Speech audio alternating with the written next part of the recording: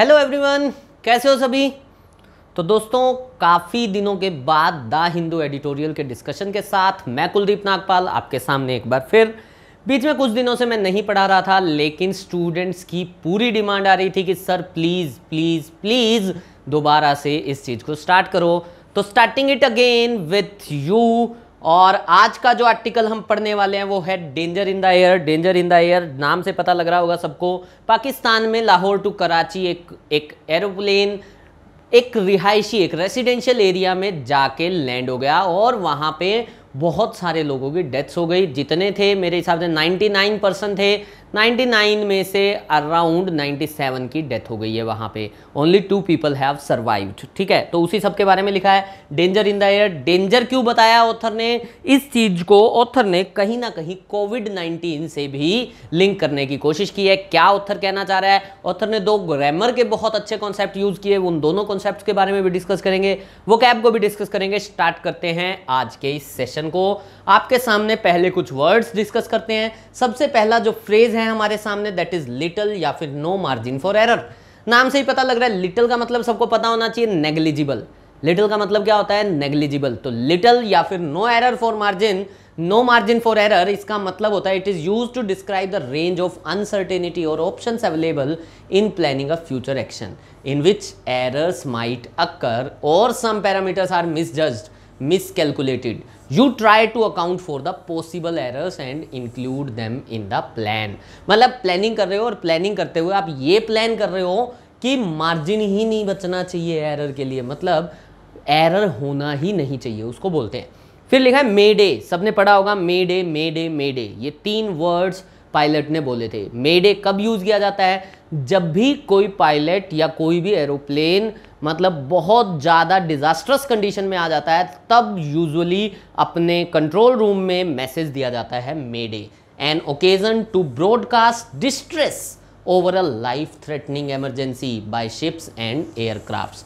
Ships and aircrafts के द्वारा life threatening emergency मतलब एक ऐसी इमरजेंसी कि भैया अब हो सकता है जान चली जाए, उस समय पे ये वर्ड बोला जाता है मे डे। ठीक है, नेक्स्ट वर्ड इज ट्रांसक्रिप्ट। हालांकि इस मीनिंग के अंदर एक दिक्कत है, मैं आपको बताता हूँ वो क्या।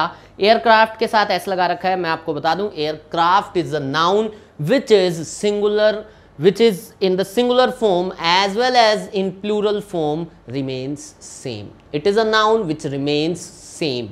सिंगुलर में भी एयरक्राफ्ट होता है, प्लूरल में भी एयरक्राफ्ट होता है। अगला वर्ड लिखा है ट्रांसक्रिप्ट। ट्रांसक्रिप्ट का मतलब होता है something written, written version, copy, reproduction, record या फिर टेक्स्ट। ये जो वर्ड है रूट वर्ड होता है स्क्रिप्ट। स्क्रिप्ट का मतलब ही होता है समथिंग रिटन। मूव करते हैं, नेक्स्ट वर्ड है हमारे पास इनसाइट। इनसाइट का मतलब होता है नॉलेज। इनसाइट का मतलब है understanding, revelation, realisation, recognition.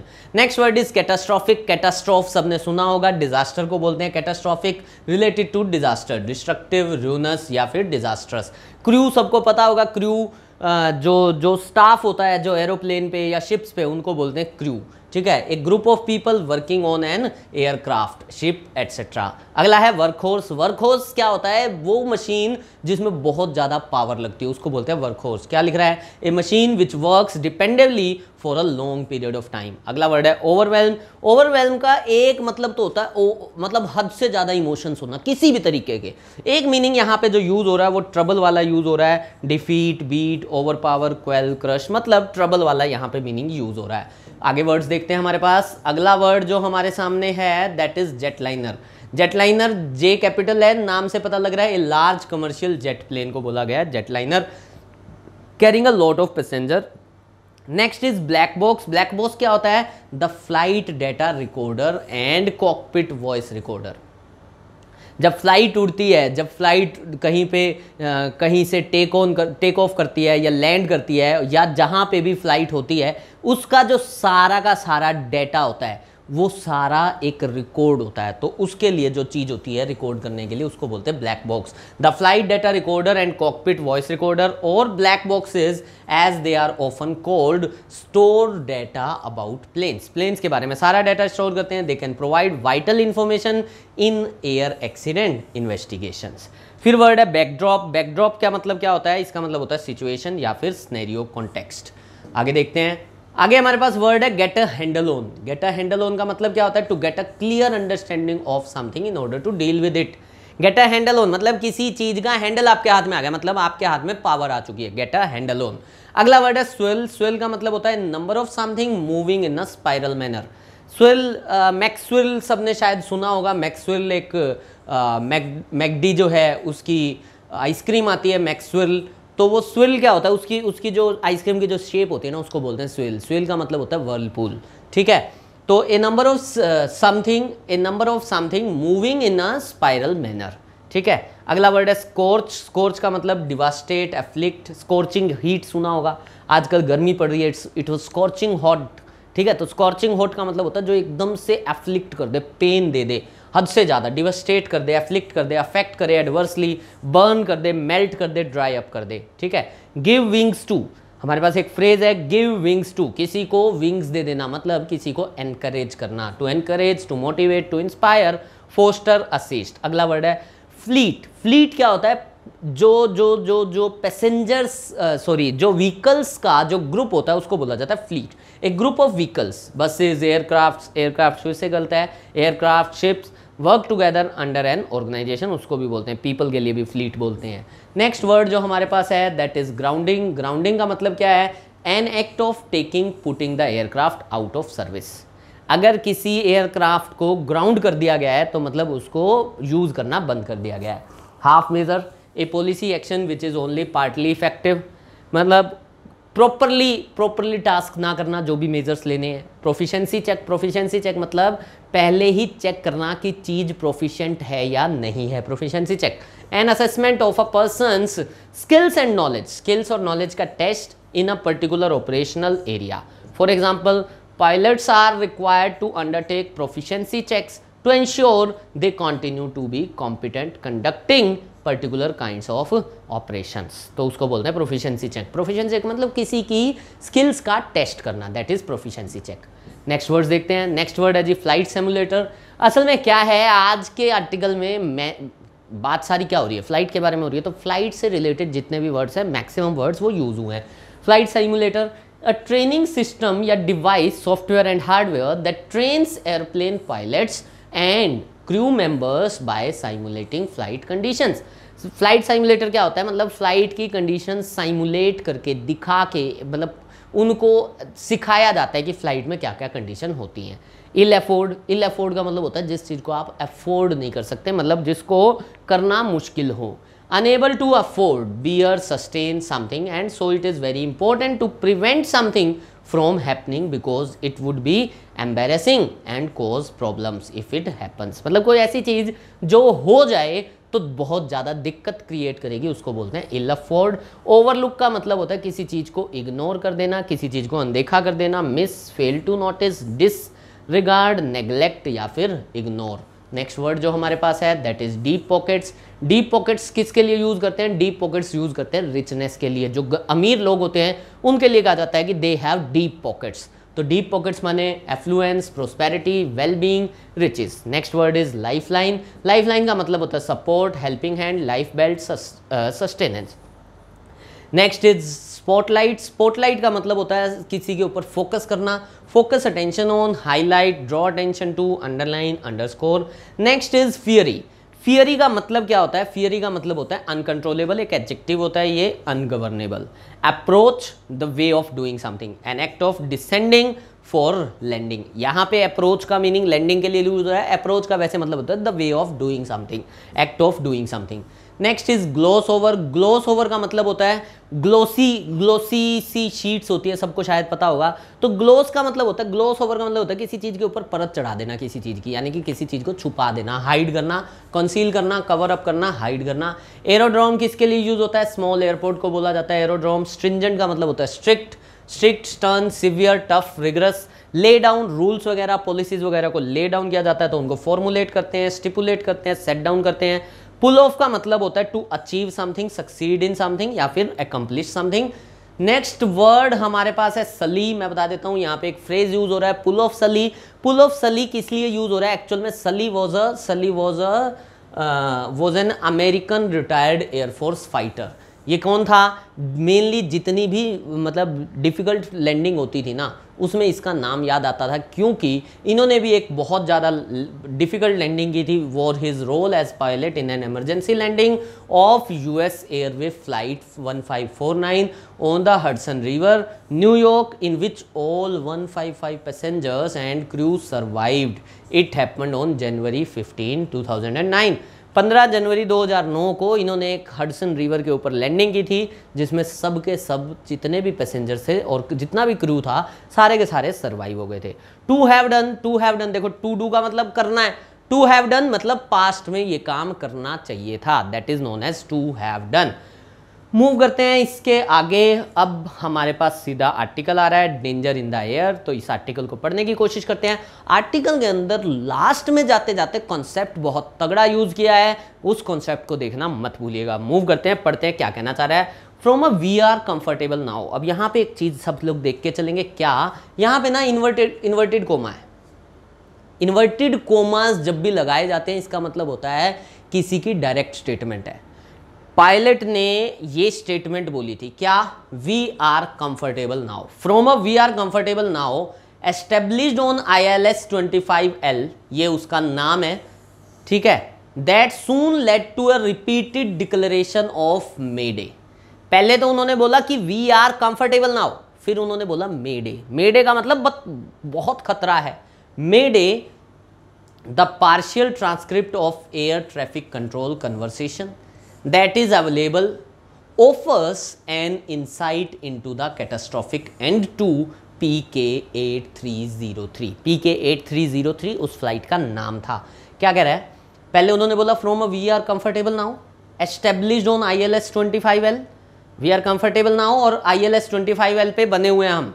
That soon led to उसके थोड़ी देर बाद ही लीड टू क्या, ए रिपीटेड डिक्लेरेशन, एक डिक्लेरेशन हुई, दोबारा से एक अनाउंसमेंट हुई, क्या, of mayday. The partial transcript, जो थोड़ी मोटर रिटर्न में हमारे पास अभी तक चीजें इंफॉर्मेशन आई है, of air traffic control conversation that is available, जो अभी तक अवेलेबल है, ऑफर्स. ये पार्शियल ट्रांसक्रिप्ट इसका सब्जेक्ट है, ऑफर्स का. Offers an insight into the catastrophic end to PK8303. वो एक इनसाइट, एक विजडम, एक नॉलेज प्रोवाइड कर रहा है कि क्या हुआ था. The Pakistan international airlines PIA flight from Lahore to Karachi, flight जा कहाँ रही थी, लाहौर से कराची जा रही थी, विद 91 पैसेंजर्स एंड 8 क्रू. 9 तो पैसेंजर थे, 8 क्रू के मेंबर्स थे. Was operated using an Airbus A320214. उसको ऑपरेट कैसे किया गया था, ये इंजन था उसमें, Airbus A320214. An aircraft type that is one of, और ये कैसा टाइप है, one of aviation's reliable and modern workhorses. मतलब ये इंजन, ये मशीन ऐसी मशीन है जो एविएशन इंडस्ट्री की reliable and modern workhorses में से एक है. मतलब जिसके ऊपर रिलाई किया जा सकता है, बहुत हैवी मशीन है, उसके ऊपर ये इस फ्लाइट को रन किया जा रहा था. Initially while visual evidence as photographs and video footage offered some clues about what might have overwhelmed the pilots of the nearly 16-year-old jetliner, it is the recovery later of the crucial black boxes that is significant. पहले तो क्या है, वहाँ पे ना कुछ footage I हैं, वहाँ के लोगों ने कुछ फुटेज दिए हैं जो जिनमें पता लग रहा है कि फ्लाइट कैसे एकदम से डाउन गई है. तो कह रहा है इनिशियली वाइल विजुअल एविडेंस, भाई कुछ विजुअल एविडेंस है, ठीक है. एज कौन से visual evidence, as photographs and video footage, जैसे कि हमारे पास कुछ फोटोग्राफ्स हैं, कुछ वीडियो फुटेज हैं. ऑफर्ड, तो ये जो विजुअल एविडेंस हैं, दे ऑफर्ड सम क्लूज, उन्होंने कुछ क्लूज दिए, हमें पता लगा कि हिंट दिया कि क्या हुआ था. अच्छा, दूसरी बात सीखना, यहाँ पे देखो विजुअल एविडेंस लिखा है, एविडेंसेस नहीं लिखा. क्यों नहीं लिखा, ध्यान रखेंगे. Evidence is uncountable noun. Evidence जो होता है अनकाउंटेबल नाउन होता है. एग्जाम में कई बार एरर आता है, एविडेंसेस लिख देते हैं, एविडेंसेस नाम की चीज नहीं होती, ठीक है. Clues about what might have overwhelmed the pilots of the nearly 16-year-old jetliner. यहाँ पे भी 16-year-old जेटलाइनर में कंपाउंड नाउन का एक कॉन्सेप्ट है. कंपाउंड नाउन क्या होता है, कैसे होता है, इस बारे में कभी ना कभी मैं डिटेल में चर्चा कर दूंगा. Of the nearly 16-year-old jetliner it is the recovery. तो कह रहा है कुछ तो हमें वहां से पता लग रहा है कि भाई इतना सब क्यों हुआ, पायलट ओवरवेल्म क्यों हो गया, पायलट इस डिजास्टर में एकदम से मेडे उसको क्यों बोलना पड़ा, कुछ तो वहां से पता लग रहा है। फिर कह रहा है it is the recovery later of the crucial black boxes, black boxes भी मिल गए, दैट इज सिग्निफिकेंट, वो एक सिग्निफिकेंट है, उससे सारी इंफॉर्मेशन समझ में आ जाएगी कि जो भी हुआ वो क्यों हुआ। फिर कह रहे हैं in the backdrop two is the offer of full technical assistance by the manufacturer Airbus and the involvement of Western Air Safety Agencies and Pakistan's inquiry team। और इसके बैकड्रॉप में मतलब जो एयरबस का जो इंजन था तो उन्होंने भी पूरी की पूरी, मैन्युफैक्चरर ने भी पूरी technical assistance the, and the involvement of western air safety agencies, और वेस्टर्न एयर सेफ्टी एजेंसीज ने भी पूरी इन्वॉल्वमेंट दी। तो मतलब ये ऑथर इन दो लाइनों में एक ही बात कहना चाह रहा है, एक तो ब्लैक बॉक्सेस मिल गए, दूसरा उनकी जो कन्वर्सेशन हुई है उस टाइम पे पायलट के साथ कंट्रोल रूम में, तो उन सब चीज़ों से सारी इंफॉर्मेशन समझ में आ जाएगी कि हुआ क्या था। फिर क्या लिख रहा है ऑथर, कह रहा है these factors will aid investigators in getting a handle on the series of events. कह रहे ये जो फैक्टर्स हैं, इन सब चीज़, भाई ब्लैक बॉक्स में मिल गया, कुछ फुटेज भी अवेलेबल है, तो इन सब चीज़ों से पता लग जाएगा। Will get A handle on, get a handle on मतलब कि सारी चीज़ें समझ में आ जाएंगी, सारी चीज़ें सामने आ जाएंगी on the series of the events. May 22 the day of the accident, 22 मई को एक्सीडेंट हुआ, देर आर 2 सर्वाइवर्स, एक्सीडेंट में 2 सर्वाइवर्स हैं, also marked the 10th anniversary of another air disaster. ऐसा ही 22 मई को ही 10 साल पहले एक ऐसा ही डिजास्टर हुआ था, क्या, the crash of IX812 an Air India Express flight on the Dubai Mangaluru sector. Dubai Mangaluru sector पे इसका भी क्रैश हुआ था, और उसी के 10 साल बाद 10वें साल में ही ऐसा एक एक्सीडेंट हो गया। Air safety commentators point in a relevant direction. अब जो एयर सेफ्टी के जो कमेंटेटर्स हैं, जो एयर सेफ्टी को लेके बातचीत करते हैं, वो इस टाइम पे एक रेलिवेंट डायरेक्शन दे रहे हैं, एक सिग्निफिकेंट डायरेक्शन दे रहे हैं। क्या डायरेक्शन दे रहे हैं? दो authorities in Pakistan and PIA, an established flag carrier, have detailed the plane's technical flight and maintenance history. There is a swell around the operator's not so impressive air safety record. कह रहा है दो, हालांकि जो authorities हैं पाकिस्तान में and PIA मतलब जो वहाँ पाकिस्तान की जो इंटरनेशनल एयरलाइंस जो होगी, एन एस्टेब्लिश्ड फ्लैग कैरियर, ये PIA जो है एस्टेब्लिश्ड फ्लैग कैरियर है वहाँ पे, मतलब जब बड़ा कैरियर है वहाँ का, have detailed the plane's technical, उन्होंने डिटेल में बताया प्लेन की technical, flight and maintenance history. लेकिन there is a swirl around, मतलब चीज़ें जो है ना कहीं ना कहीं गोल गोल घूम रही हैं around the operators not so impressive air safety record.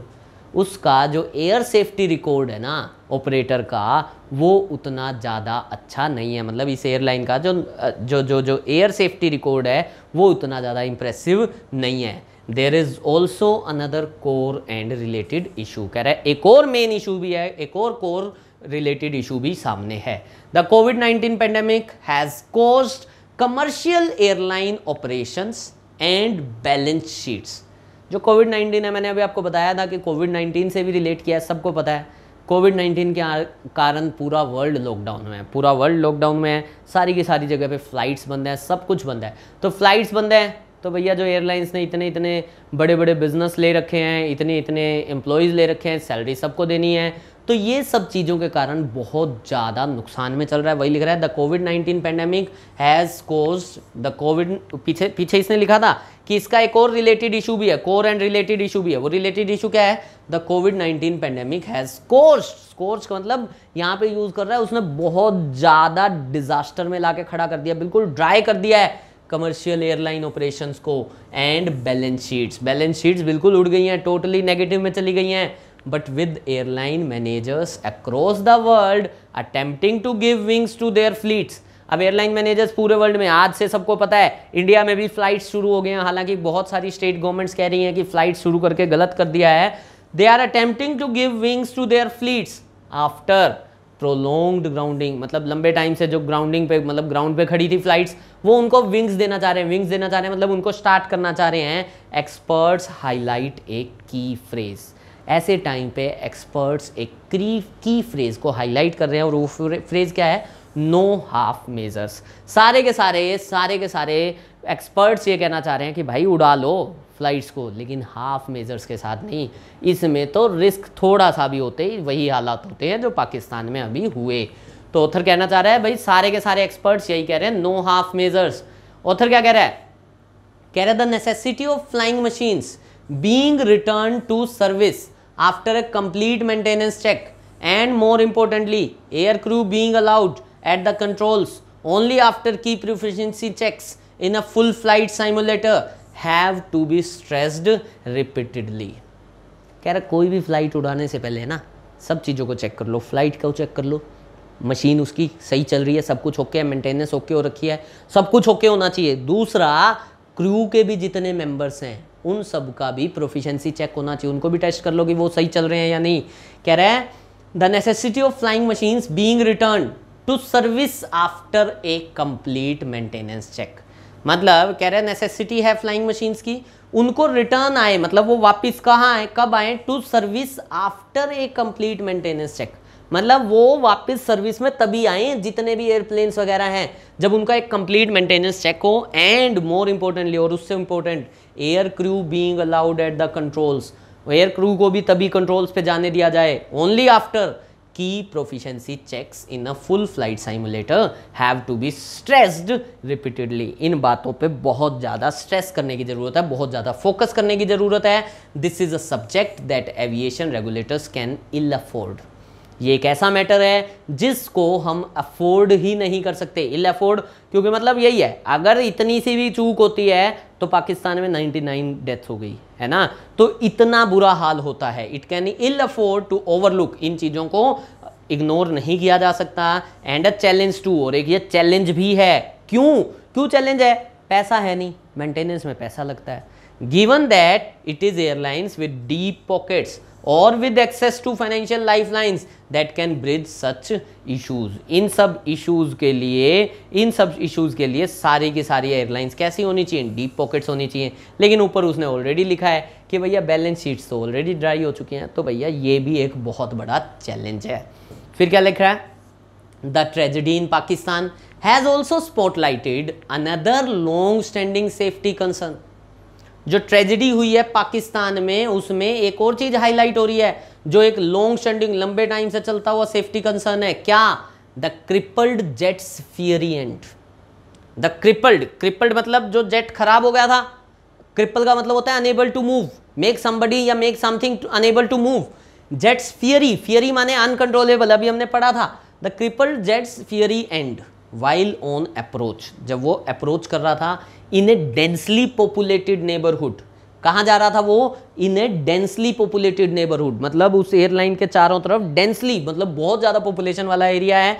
Lining the airport, जो एयरपोर्ट को लाइनिंग कर रहा है मतलब उसके चारों ओर है।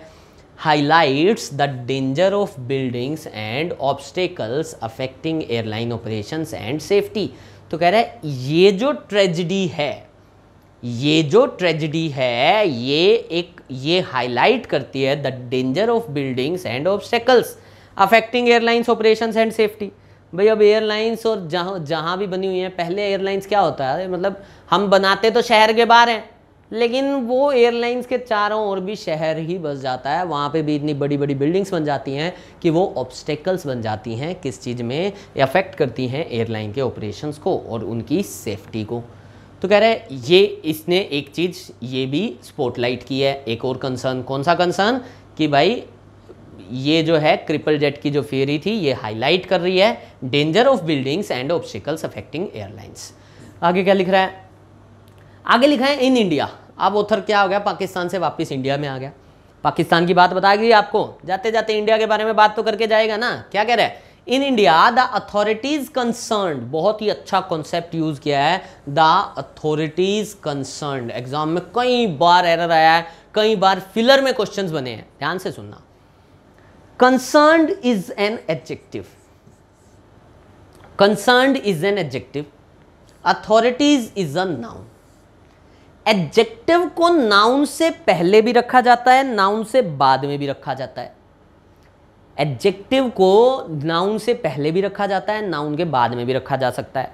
इनको बोलते हैं एडजेक्टिव का एट्रीब्यूटिव एंड प्रेडिकेटिव यूज, ठीक है। लेकिन यहां पे ऑथर ने इस कंसर्न को बाद में ही क्यों रखा, उसके पीछे रिलेशन है।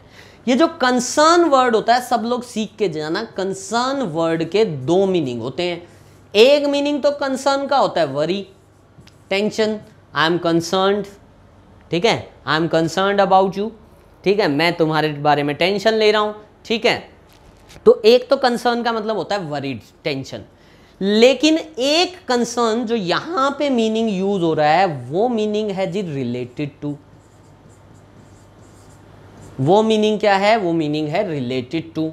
अब ध्यान से सुनना, अगर कंसर्न्ड को किसी नाउन से पहले रखा जाता है, अगर कंसर्न्ड को किसी नाउन से पहले रखा जाता है, तो इसका मतलब होता है वरीड। द कंसर्न्ड पेरेंट्स, मतलब वो पेरेंट्स जो वरीड हैं। लेकिन अगर इसको नाउन के बाद में रखा जाता है, जैसे यहां पे रखा गया है, तो इसका मतलब होता है रिलेटेड टू। कंसर्न्ड का मतलब जब वरी है तो नाउन से पहले, जब रिलेटेड टू है तो नाउन के बाद में आएगा। In India the authorities related to this only, मतलब aviation, have often glossed over high court orders.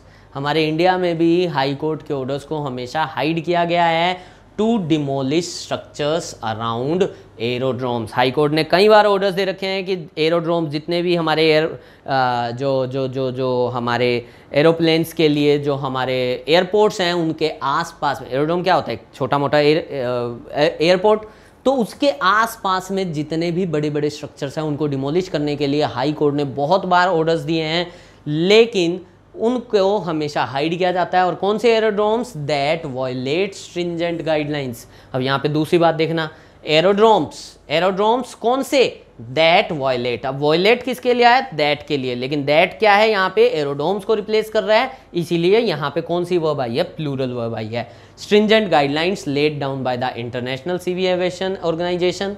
तो इंडिया में अथॉरिटीज़ जो हैं वो हमेशा इन ऑर्डर्स को हाइड कर देती हैं, उन चीज़ों पे ध्यान नहीं दिया जाता जिनको हमारी, मतलब जो इंटरनेशनल सिविल एविएशन ऑर्गेनाइजेशन ने जितने भी रूल्स रेगुलेशंस बनाए हैं, उनको जितने भी स्ट्रक्चर्स जो उसके आसपास के वॉयलेट कर रहे हैं, उन पे हम ध्यान ही नहीं देते। In the interest of aviation safety, अगर आप एविएशन सेफ्टी का इंटरेस्ट चाहते हो मतलब उसका फ़ायदा चाहते हो, भला चाहते हो, airline crew do deserve, second concept, airline crew do deserve. अब ध्यान से देखना, deserve is the V1, main verb is deserve. अब मेन वर्ब अगर फर्स्ट फॉर्म में होता है तो यूजुअली हम इसके साथ हेल्पिंग वर्ब नहीं लगाते, लेकिन यहां पे हमने एक हेल्पिंग वर्ब लगा दी, डू। क्यों लगाई यहां पे, ये सेंटेंस को एम्फेटिक बनाने के लिए हम जोर डाल रहे हैं, कह रहे हैं कि airline crew do deserve a comfort margin, airline crew को भी एक कंफर्ट मार्जिन मिलना चाहिए। And in an extreme event every chance at pulling off a Sully as the world wish the PIA crew to have done. कह रहा है और साथ ही साथ क्रू के पास इतनी फ्रीडम होनी चाहिए कि वो पुल ऑफ कर सकें, वो क्या कर सकें, पुलिंग ऑफ अ सली। पुलिंग ऑफ अ सली का मतलब क्या है, मैंने अभी आपको बताया था, सली कौन था, एक अमेरिकन पायलट था 2009 के अंदर, जिसने लैंड कर दिया था फ्लाइट को एक रिवर पे, जिसमें 155 पैसेंजर्स जिंदा बच गए थे, सारे के सारे पैसेंजर्स जिंदा बच गए थे।